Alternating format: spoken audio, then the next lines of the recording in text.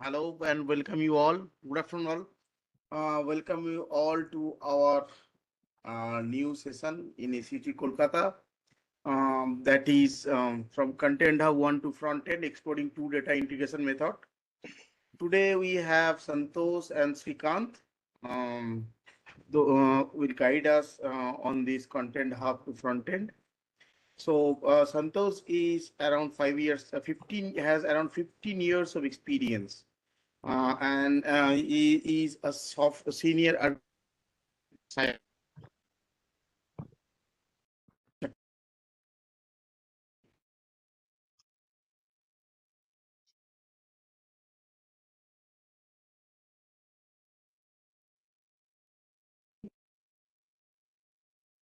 Kaushik, I think we are having some network problem from your side, or is it like for me only? No, I think I was also testing my network. Okay, There is some is it issue. okay now? Yeah, Yes, now it's yeah, fine. Yeah, it's good. it's fine. Okay. So me tell you again that regarding Srikant is code technology MVP and a Sitecore certified developer, has more than 9 years of experience. So over to you, Srikant and Santosh. Sure. Hello everyone. Thank you, Kaushik. Thank you for giving this opportunity and this platform to speak with the larger audience. So thank you so much for that. And hello everyone. Welcome to the session of from Content Hub One to Frontend, exploring two data integration methods. So this is our topic. So let me first briefly introduce myself. So hello again, I'm Santosh Kumar, software architect currently with EPAM Systems. As Kaushik rightly mentioned that I have more than 15 years of experience in software design and development, and I am a specialized in Sitecore solutions, and I'm certified in all Sitecore composable stack, including XM Cloud, Content Hub, Sitecore versions. And I have extensive expertise in cloud computing, Docker technology, and Mac architecture. So these are some of the important expertise. Aside of that, I'm also well versed in .NET Core and .NET framework uh, development and other technologies relevant to these things. And I'm also a part-time technical blogger, and I regularly write posts based on my research and development. And this year, I also presented one session on Content Hub Dam in the Sitecore Sucon, which held in Bangalore. So this is all about myself. Other than that, if the PPT is shared, you can see my blog URL and the LinkedIn profile where you can follow me. With that, over to you, Shrikant. You can start with your introduction. Yeah, Santosh, thank you. Just let me know okay, whether PPT is visible or not. Okay, is it fine? Yes, now we Yes. are in PPT. Okay. So hello everyone. I would like to thank SUG Kolkata Group to allow us to speak on this insightful topic. So myself, like I'm Shrikant Sahu, so working with EPAM system as a senior software engineer. So this year, like I was awarded Sitecore Technology MVP for 2024. So my specialization include like I've worked on XM Cloud, SXA, Headless, XP.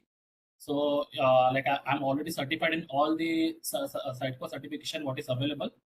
And along with that, I'm also certified in Microsoft technologies. Like I'm MVC certified developer along with Azure. So anything regarding Sitecore, if you want, like I have my blog post where you can find all the related articles, like whatever I faced during my development tenure and all those things. I always put it down on blog site so that if someone is referring, it will be helpful for them. So this is my LinkedIn profile also. So anyone like is not connected with me, they can easily ping a request and we can be getting connected on LinkedIn. So our next slide is like mostly on the agenda, like what we are going to cover in our this session. So mostly we will be seeing one of the composable product what Sitecore is offering, that is Sitecore Content Hub One. We will see the overview part of it, like what exactly it is. Then we will see something like what are the features it provides. We will try to walk through of the portal, basically how it looks, okay, and what functionality it is having. Then we will be also covering some the GraphQL integrated development environment, what it provides, and how we can use it for our development purpose. Then we will try to show you a demo, like how you can create the content and everything on Sitecore Content Hub One, and how you can exactly consume it in the React frontend application. This will be using GraphQL token. As our session, it's already telling like there are like we will be focusing mostly on how to connect your front-end application with your Content Hub One using two data integration method. So one of the method is like using the GraphQL token, and the after that, like we will be also covering the out token integration method, like how you can use the Content Hub One item APIs to interact with Content Hub One using client credential workflows. Then we will be seeing something about the best practices using the Content Hub One item APIs whenever you are integrating with it. Last and foremost, like we will also show a demo of the front-end app integration with the Content Hub One using the out token one. Then we will be having some references link what we have put it on, so that if anyone is starting with the Content Hub One, then they can refer those things and it will be very helpful for them to get started. And last, we will be having a Q&A session. Okay. Mostly like we are having some organizational restriction, so we cannot demo the Content Hub One part, okay, the portal part on the live side, but we have included all the screenshot that is necessary for this session. Okay. Now let's focus on like what is Sitecore Content Hub One actually. Okay, like we are already seeing like there are in market there are multiple CMS are available. Like Sitecore is one itself is a CMS, okay, which is very robust and which is like an enterprise level CMS. But everyone in the market, they don't need such kind of a heavy lifting CMS thing, correct? Every organization is having their own requirement, like they wanted some lightweight CMS which can do some stuff like for them, like they don't want to pay the hefty license for Sitecore for Sitecore what they are paying. Okay, so in terms of that, like Sitecore Content Hub One is one of a powerful platform. Basically, it's a lightweight headless CMS. Okay, so these are some basic overviews. Like it is one of the powerful platform. It is like mostly designed to centralize your content creation, management, and distribution across various channels.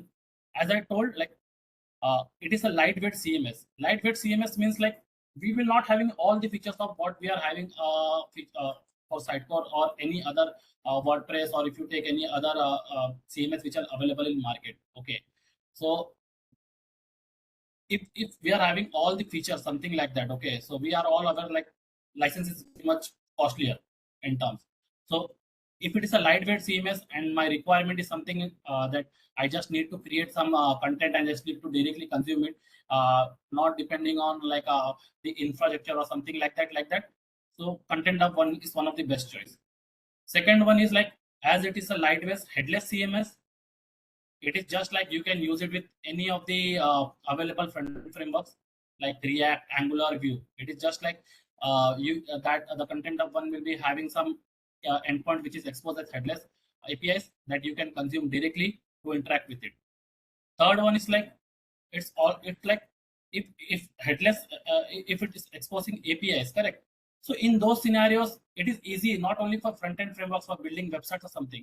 It can be distributed across various channels like mobile devices, or we are having some social media platform or digital platform. So it is not restricted to only website development. Mobile apps also can use it. Social media can also use it. Other digital platforms, they can also use it. In terms of like how to develop, like Content Hub One is already having flexible APIs and software development kits, okay, that you can easily integrate with your front-end framework or any of your choice of language like .NET Core or something. So it is having the APIs and SDKs that you can easily integrate and use it, and you can easily interact with Content Hub One. Last and not least, like it is hosted in cloud, like it is one of the composable product provided by Sitecore. So the hosting and infrastructure is taken care by them. Okay, and if the hosting is taken care by them, then automatic like they offer scalability, whatever updates to for that platform, and all those things are automatically done. So it's kind of a we can say like the infrastructure headache is reduced from our side, and Sitecore is taking care of it. So now let's see some of the features of Content Hub One what we are having. Okay.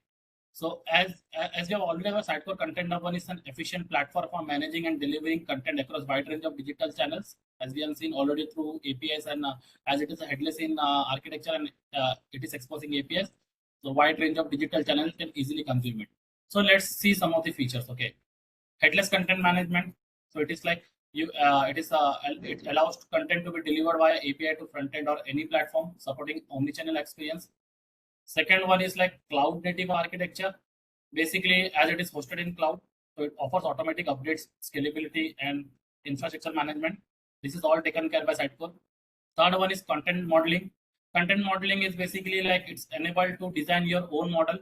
Okay, you can easily design it and you can easily customize your content structure what is required for your business needs. So that also features are already available. Then multi-channel delivery, as I've already told, like one of the benefit like using Sitecore Content Hub One is like it can be used across website, mobile apps, social medias, and other digital touchpoints. Then user-friendly interface. Yeah, this is one of the very good thing. Like as it's a lightweight CMS, the UI is also very simple, which you will see in next slides. So it is very user-friendly for for content creation, content management, and publishing and all those stuff. API driven. So as I've already told, like it provides the GraphQL endpoints as well as the REST endpoints, enabling developer to fetch manage content programmatically. Another feature is like taxonomy and tagging. So this is one of the very important feature what Content Hub One is already providing to us. It provides taxonomy. So basically, whatever content we are creating, if we are creating some taxonomy for better categorization of those content, so it can be easily done, which we will see in our next slides. Then seamless integration. So yeah, as it is like it is exposing data from endpoints, correct? Either through GraphQL or either through REST endpoints. So it can easily integrate with any Sitecore ecosystem products, or it is not restricted to Sitecore only. So you can use other applications or other CMS. You can integrate it. So versioning and workflow. So it support version controls also. Like you can create different version like language versions or something, and it has like some workflow steps also, which ensure us like whether the data is published or not. Okay, it's in draft state or published state. So workflow also there. Then we are having some security and compliance. So as the infrastructure is totally managed by Sitecore, so all the enterprise grade securities are already available, and it is compliance with data regulation and protecting content acts. Then we are having collaboration features. So basically, it enables collaboration between teams with shared workflows and real-time content management. Localization support.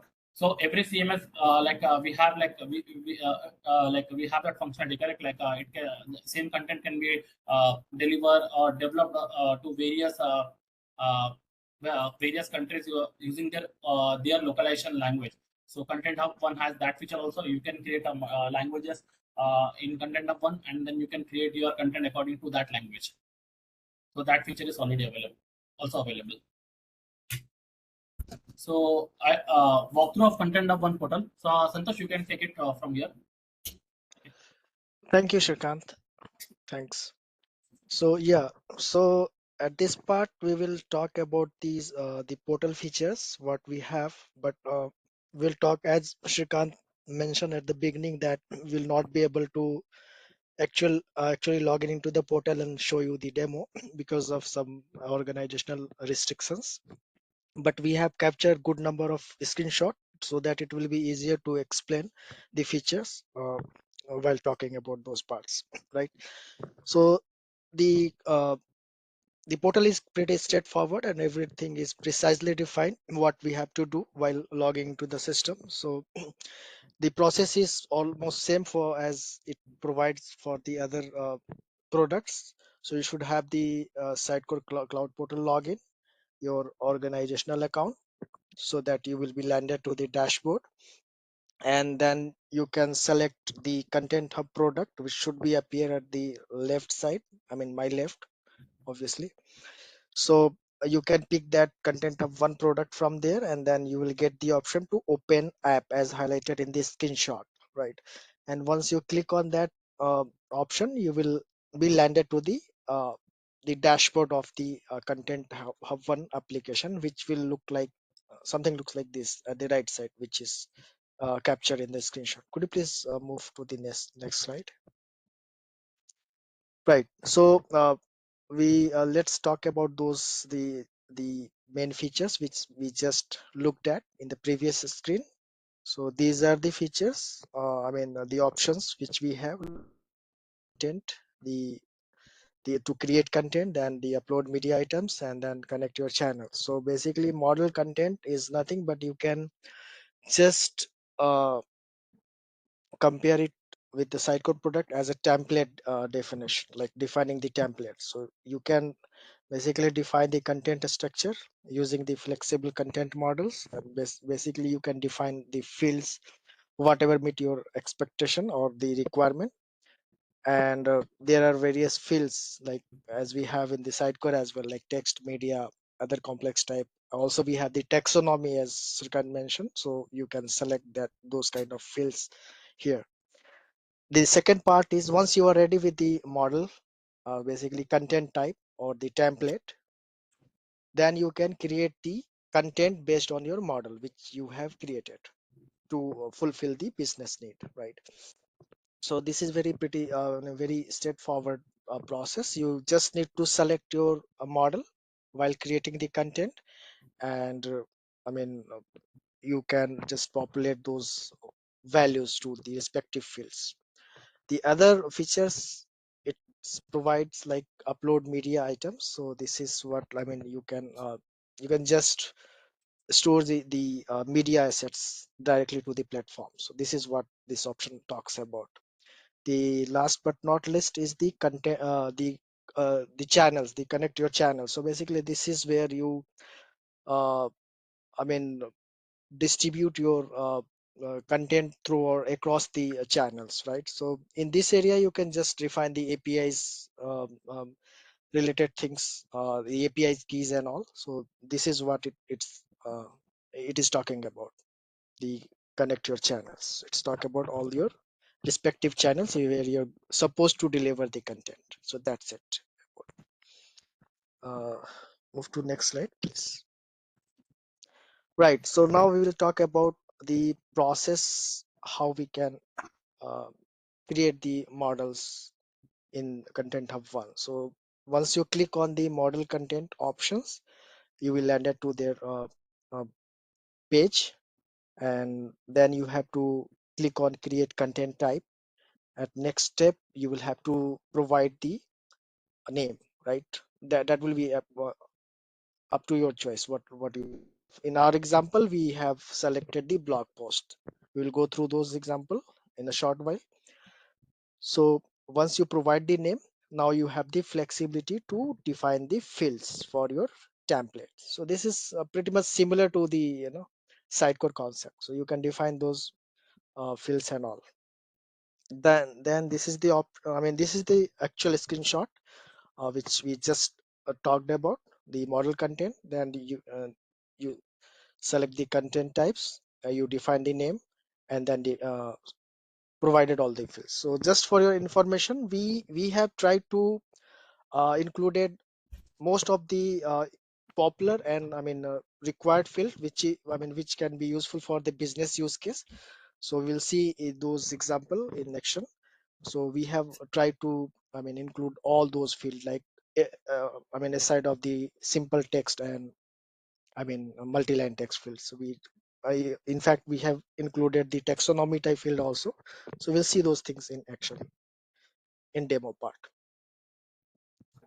Right. So this is the step about how we can create the taxonomy. So this is almost same process what we just talked about. So you instead of selecting the content type, you will have to choose the taxonomy option, right? And then you have to provide the taxonomy name, and this is the key value pair actually. So you can provide all the possible values like in the form of key values, so that it will be appeared wherever it will be referenced. So that's the purpose of this taxonomy definition, right? So now it's the time to create the content from the model. So the step is same, like you will have to select the create content option, and then you will have to select the model. All right, create content item, then you will have to select the model. I mean, in our example, we have provided the name like blog post. So that is our model name. So it will be appear in the drop down. So you can pick it from there. And once the that is selected, it will provide their structure. I mean, whatever the fields we have defined for that model, it will be appeared, and accordingly we can populate the values for that, and we can just save it, right? So once we will save it, it will appear in the model, the content section what we have created. Move to go to next slide, please. Yeah. Then this is the screenshot what we just talked about. We selected the create content option, then the content, and then click on the create content item, and in the drop down the blog post appears. And once it is selected, and one more thing I would like to highlight here, you can see here there is a local option, right? So if it is a multilingual content you want to create, you can select the local from here. For this, there is a separate option. You can enable the languages whatever applicable for your business use case, and whatever the languages are enabled, you will be able to see in the local option. So basically this is the purpose where you can select the local so that the language wise item can be created. Okay. I think now you can talk Yeah, about this. Santosh, I can take it Yeah. ahead. Okay. So yeah, so we will see like how GraphQL integrated development environment help us here to define whatever queries we write. Okay, before actually integrating it with the front end application or something. Okay, so we will see its overview. So some of the benefits of using GraphQL ID, like as we all know, whoever is working with headless development, correct? Like we are having preview and edge endpoint for everything, so we are having a id where we can test our own queries. So some benefits are like you can easily explore the entire schema of what this content hub one is providing. As you can see in the screenshot, we are having a schema option. As soon as you click on that schema option, it will give you all the available schema to us, so you can select your schema for writing the efficient graphql queries. Second one is, right, as soon as you write the query, you can quickly validate it by submitting by click on this arrow button. Okay, and you can see the actual result. Then if your GraphQL query is having some errors also, so we can easily debug it before passing the same GraphQL query to the front end developer or something. So we can check it here. Another one good benefit of using GraphQL ID is like it maintains a history. So whatever query you have run in the previously, you can easily find it out going to the history tab. So it will list on all the previous run queries, and you can easily reuse them again if you require. Then one thing is it just make easy for the developers to build and test the queries on real time environment. So it is very useful in that purpose. And the last point is like we are having the GraphQL IDs available in two versions. One is like for the preview endpoint, and one is like for the live endpoint, which is Edge. Okay, so whenever we are developing something, so we can ask our front end developer to directly consume the preview endpoint, so that they don't have to wait for the content publishing process that will publish the data to Edge endpoint and then uh, consume the Edge endpoint. Instead of making the development faster, they can easily connect with the preview endpoint, and they can just check out all their requirements. Okay, whether their front end code is working or not. Similarly, once the content is published, so we can use the edge endpoint to see whether the content is published or not, and we can query here also directly. The query will remain totally same for both the environments. It will just your GraphQL token key will be differing, okay, and your endpoint will be differing. So if you see for preview endpoint, we are having like API content v1 slash preview slash GraphQL, but for the edge endpoint, we are just having API GraphQL, API slash GraphQL slash v1.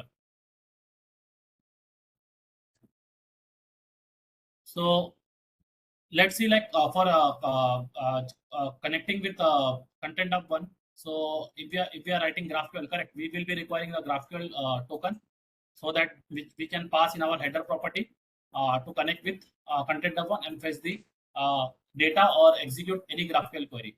So let's see how we can do that thing. So as you see, we will be having a setting section. So as soon as you click on that setting section, so there on the left hand side panel, you will get an option of API keys. Okay, so for this purpose, like we can click on this create API key button. So you have to a small pop-up will open. There you can define your API key name. Here the second property is important, like it's defining whether this API key is using for the delivery purpose or it's using for the preview purpose. Delivery purpose means like whether this API key will be using whenever you are connecting to the edge endpoint. Preview purpose means like if it is telling like this key will be used for your preview whenever you are connecting to your GraphQL preview endpoint to fetch the data. Okay, this is the basic difference. So mostly this is helpful to maintain the key consistency and keeping like the edge and preview endpoint key different. Okay, so you can create those keys. Then as soon as you click on save option, so the key will be getting generated. Make sure to copy this key and save it somewhere else, because once you close this particular pop-up, you will not able to see the existing key. Okay, that will get hidden. So if you're not having this key handy with you, then you have to create a new key. So that's why like it's in the pop-up also it is clearly telling to be sure to copy this key. Okay, so let's see some of the GraphQL this thing. Give me 1 minute, like I will go to that GraphQL endpoint. Still my screen is visible, correct? Yes, Yes. go ahead. Yes. Okay, so this is basically the GraphQL endpoint which we are having. Okay, so here you can clearly see we are using the preview endpoint here. So that is why like this will be common for everyone. It is just the a particular GraphQL token what we are passing in this HTTP header parameter. Okay, so that will differ for other people. So these are some basic query. Like for example, as Santosh has shown, like we have created one taxonomy of blog post type. So if you want to query like whatever fields it's having, like whatever keys we have created under this taxonomy, so you can just execute the query and you will get the particular results accordingly. Like we are having case study, we have created case study, we have created news, and we have created reports. Okay, so if I will go back here, yeah, in taxonomy field, if I will zoom it, you can clearly see we are having this property, correct? Name, case study, name, news, and name reports. So this taxonomy is like you can easily query in GraphQL query in GraphQL ID, and you can check what kind of particular taxonomies are available under this blog post type. Okay. Then we are having some more query I have written. For example, this query is like, if, as Santosh mentioned, correct, from the content model we can create content items.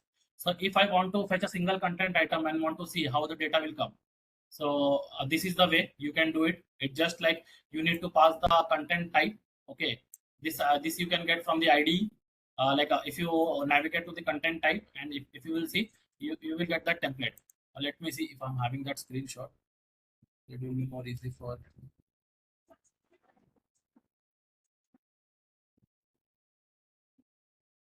See, so in this blog post, correct? Here we can see like wherever there is a selected field as add field. In the details section, you can see like ID, we are having this demo page. Okay. So same, you need to copy this. This is basically, I can say template ID. Okay. In terms of Sitecore, we can refer it as template ID or template ID. Okay. You can just copy this ID, and in the GraphQL level, you can just pass this ID. Sorry, the query is like just you need to mention that particular content type template ID name, and in the ID field you have to pass the actual content item. Okay, what you are consuming.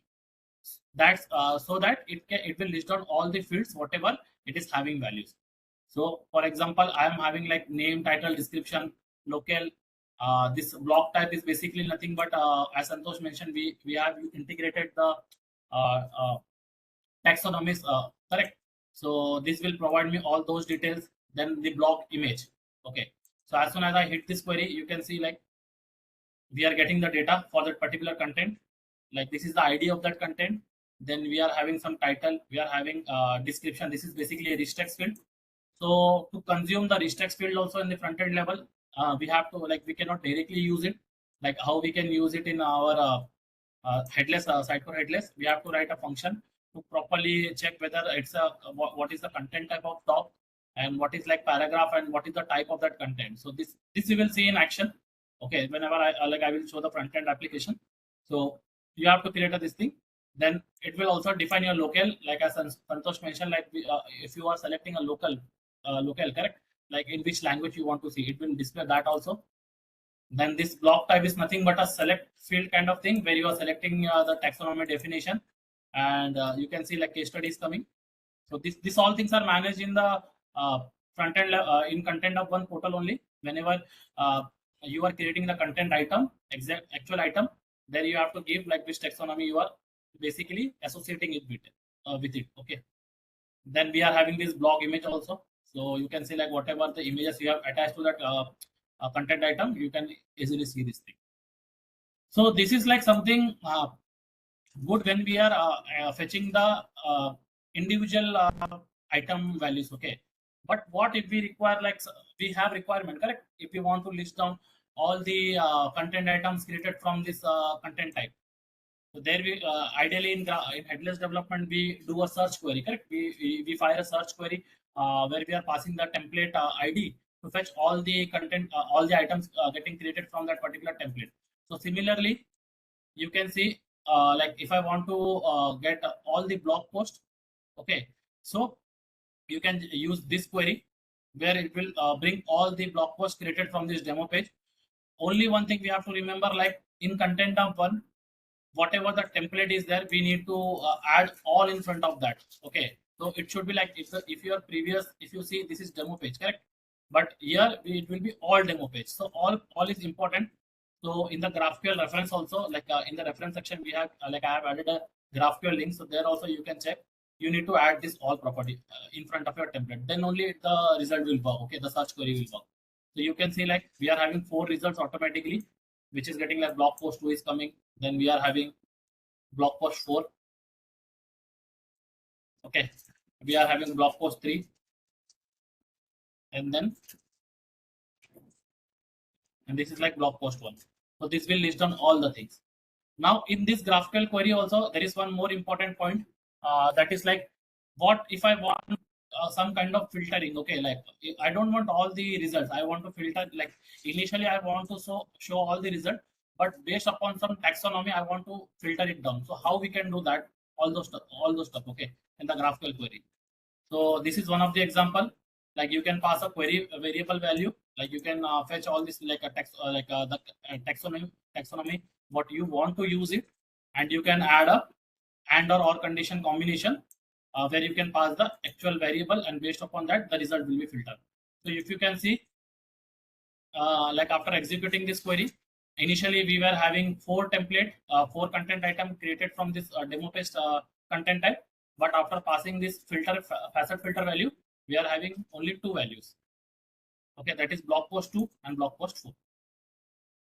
So these are some basic queries which you have, and I've already listed down that reference in the last slide. So you can, like whoever is trying to explore Content Hub One, they can check these GraphQL queries. Okay. Let me again go to.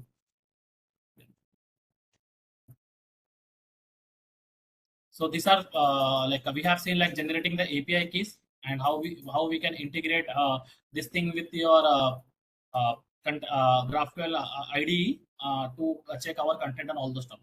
One important thing is like as Santosh was mentioning in the previous slide, see in the same left hand side panel above the API keys, we are having locales property. Okay, so this is the place when you select, when you click on this locales property, there you can add your language.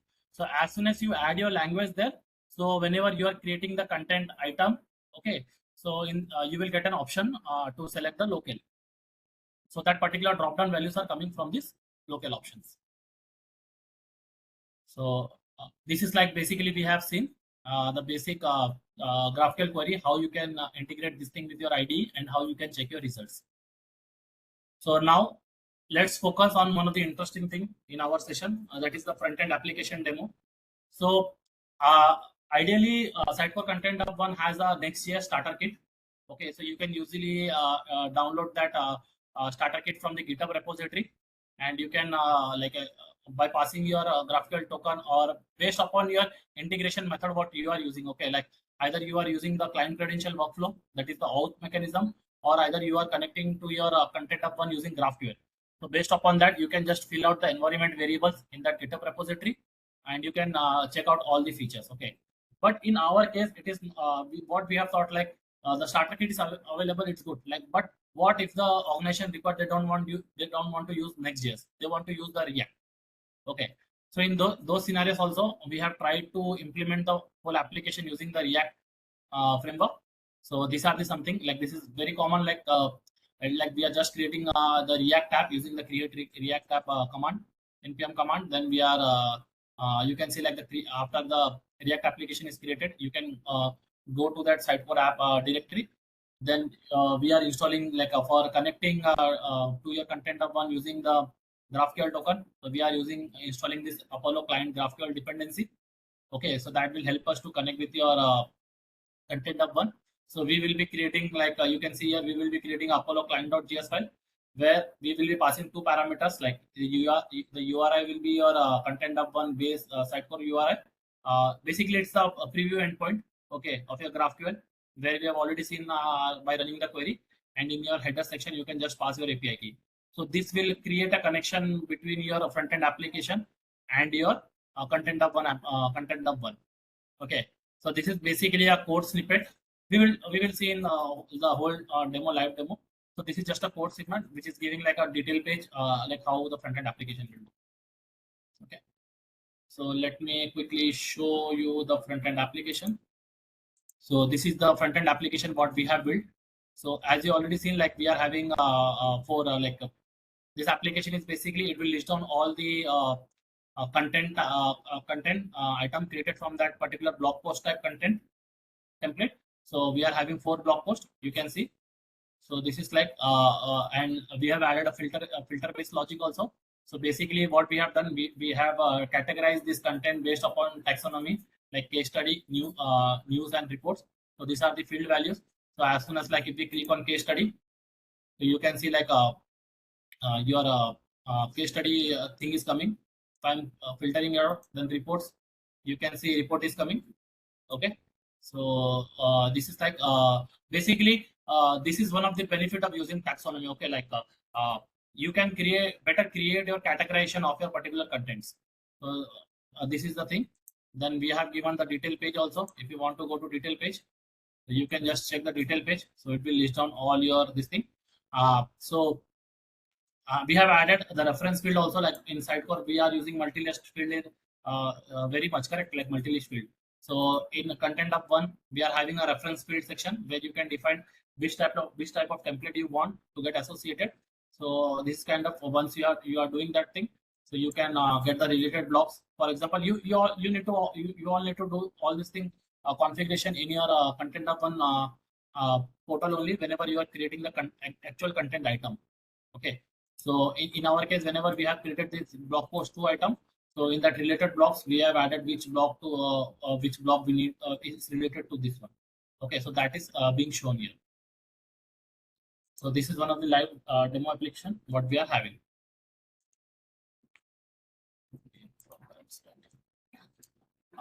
Any doubt till now?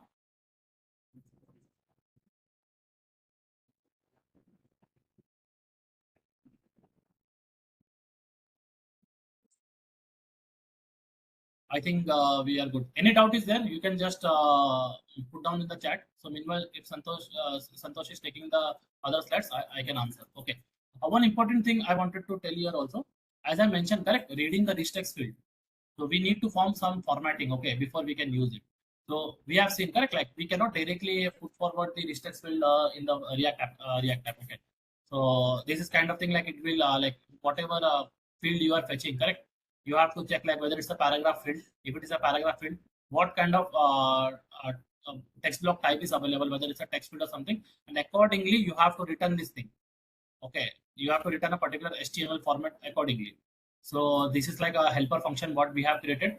So you can just check this thing in your GraphQL ID. It will clearly give you whether it's a paragraph tag, and inside that paragraph tag what kind of text is available, like what is the text type. Okay, in the GraphQL query you can easily check it. And in the this is pure simple React application. Like you can see, like whatever client we have set up. So we have created an Apollo provider. So as soon as we can place our function app inside that Apollo provider, so that whatever component which we are using under this app, correct, they will have directly access to that client to call the GraphQL to execute that GraphQL query basically. And you can see, like whenever once your solution is done, just do a npm start and you will get this feature. Okay, the blog post and all those things, the results. Over to you, Santosh. Thank you, Shrikant.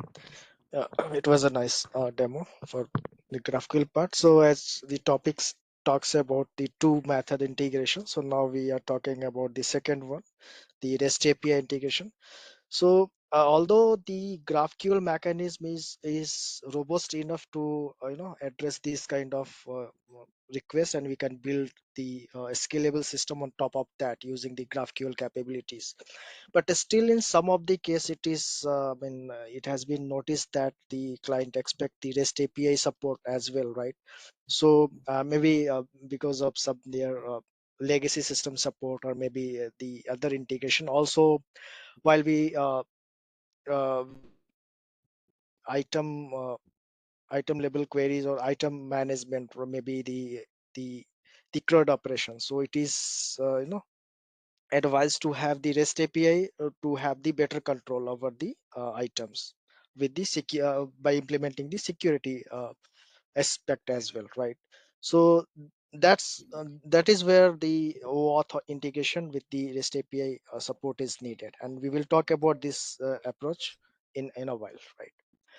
So the approach is pretty simple and similar to the other platform what they offers. So we can generate the OAuth token and support it. It supports that OAuth 2.0 client credential flow, and the I mentioned the example URL as well, so that it you can make the post request to get the token uh, by providing the payloads and all. We'll see this how we can get the tokens, and you can use any of the agent like the Postman or Swagger, what you prefer to get these the the token, right? And you can also do these additional activities which is pretty much required for the business uh, case, like whenever the token gets expired you need to refresh it, so that is all already available. The features you can again refresh the token whenever it is required to re-authenticate the request. And in Content Hub One, there are several RESTful APIs which is being supported. I have listed down few of the categories like the content APIs. So this is the example API URL. You can use the you can refer the document, the Sitecore Content Hub One document to get all the APIs details, and this is the format you are expected to send to get the result. Then we have a schema API. Likewise, we have a search APIs and the taxonomy API to get these results, right? Move to next slide, please. Right. While using these APIs, there are some consideration or the best practices we should must implement or take into the play, right? The cache the token, because we cannot create or generate the tokens for each and every request. This will be a performance overhead. So once the for the particular request or for set of request, it should be cached until unless it is expired, right? So that once it is expired you can just send the refresh request, right? So it is advisable to cache the token, then put the proper error handling. I mean, as we all do these things in our general practice. And the other aspect important aspect is the API rate limit. So I think for this you can refer the documentation, but I think there are some free limits like the per minutes. I mean, 100 of requests can be made, which is free, right? So for that you can implement the caching mechanism. So for repeated kind of request cannot be sent to server again and again, right?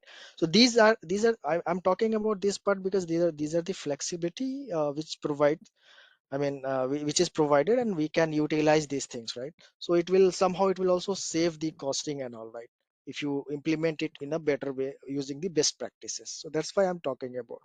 Then the data security part, right? So this is also important since we are using the OAuth tokens, which is pretty much standard in the industry. So again, it's take care of the data security part. So in a nutshell, like integrating with Content Hub One APIs and managing authentication through OAuth allows for a flexible content operation across applications, especially useful in headless CMS application.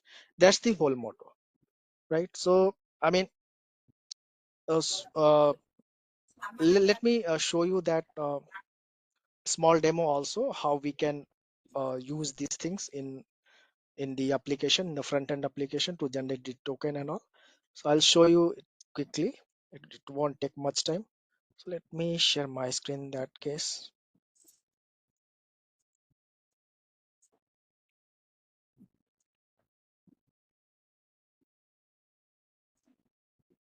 Please let me know if my screen is visible. Anyone can confirm this. Yes, Yes. it's visible. Okay, so this is the simple output. There's no any fancy layout. So I just tried to fetch the blog post items which we discussed across, right? In our all the examples throughout the GraphQL queries and all. So we just did the same thing. We fetched all the blog post items, and this is hyperlinked to the item details page. And once you click on those items, it will take you to the item details page. So it's just showing the title and I don't know the short description. That's it. But the motive is that you can implement the same thing using the APIs as well, right? So let me show you the code overview. I mean, how we can implement these things. So the concept is the same. Like you have to get all your client auth URL and the client secret, and you can get these details from uh, the interface that we talked about, the channels, the connect to the channels interface. You will get all this information from there, the client ID, client secret, and all, right? And based on that, you need to create the methods. For example, this is the method to get the access token, right?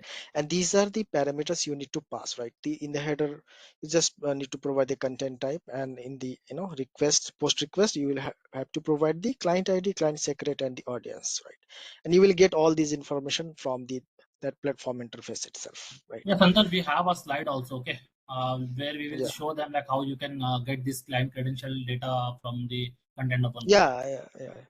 So okay, so since we are talking about the demo part and the code is in front, so I can explain it as well. So then we have this get items methods where we are just trying to get those items. So here we have specifically fetching the items which has the content type of the demo page. So this is the filter we have applied on the items. Otherwise, what it will do, it will give you all the items irrespective of the models or the content type which we have created.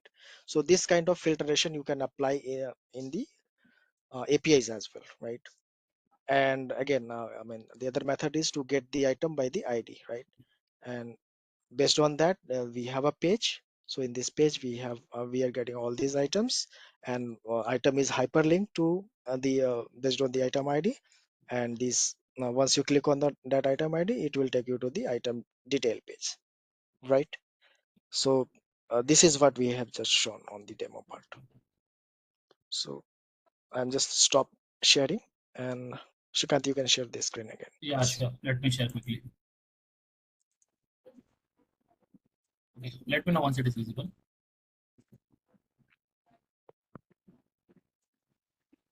Is it visible now? Not yet. Now? No. Yeah, now it It's is. loaded. Yeah, it's loaded. Yeah. So I think this is the last slide what we are having. 1 minute. Yeah. Yeah, so this is what Shrikant was talking about. Now, from this screen, you can get all the OAuth client details. So we just seen in the code implementation part, the client ID, client secret, and the audience. So you can get it from this screen. So this thing is available in settings tab. Okay. Both the API keys for graph API in APIs keys you can get the GraphQL token, and for client credential workflow, the client ID and client secret we can get it from auth client. Okay. So these all things are Yes. available under settings tab. Yeah. Yeah. So I think we have already covered this slide in the demo part. So I think we are good with that, and with this all, Yeah. we are open for the Q&A. Yes. So this is just basically on top of what Santosh was mentioning. So this is some of the basic code what he has written. Okay. So he has already shown this thing like how you can fetch the items and how you can create the detail page for that particular items. And this is the output what we are having. So these are some reference section what we are having. So the Santosh has written a few blogs on Content Hub One also using both the GraphQL as well as the client credential workflow, how you can integrate it. This is the same thing what we have shown. So if someone want to try, they can easily follow his blog and he can they can explore the Content Hub One. Similarly, I am also having one blog post like whatever the demo React application I've shown. I've given all the codes there. You can just create your own this thing and you can have a look. Okay. And the last document is mostly the GraphQL API reference, like you can get from the content of one document that you can use to test your this thing. So this will list on all the basic examples. Yeah, I think we are good. We are open for question and answer.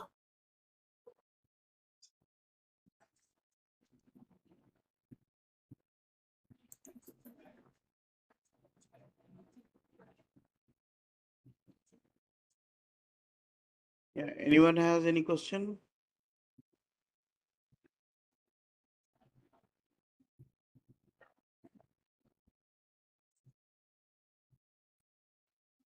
It seems we do not have any. Nothing So in the yeah, chat anyone is also. having questions also, they can connect us with on LinkedIn.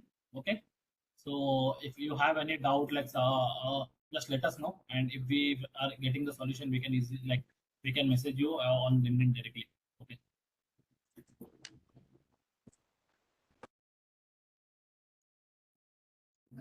Hey, thank you. Thank you, Shrikant and Santosh, for the insightful session. And thank you all for joining us, mainly in the evening on a Monday. Thank you very much for joining us. Uh, Thank you. Yeah. Bye. Yeah. Thank you everyone Thank for you. joining this. Thank Okay. you, everyone. Thanks, Thank you Santosh. all. Thanks, Srikanth, for a nice session. Thanks for joining, Mohit. Thanks a lot. Um, Thanks, Kaushik, for Yeah. coordinating. Thank you. Thank you, mate. Thanks. Bye.